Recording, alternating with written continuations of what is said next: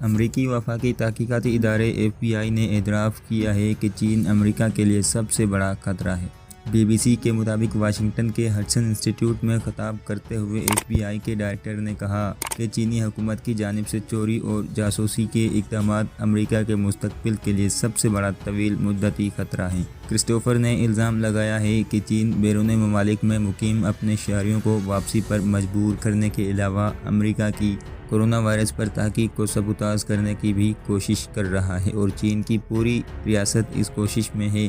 کہ کسی بھی ذریعے سے دنیا کی واحد سپر پاور بنا جائے۔ منگل کو تقریباً 1 گھنٹے طویل تقریر میں FBI کے ڈائریکٹر نے چین کی جانب سے امریکی پالیسی پر بذریعہ رشوت، بلیک میل، غیر قانونی سیاست سرگرمیوں، معاشی جاسوسی، ڈیٹا اور پیسے کی چوری سمیت ایک وسیع تر مہم کی تصویر کشی کی۔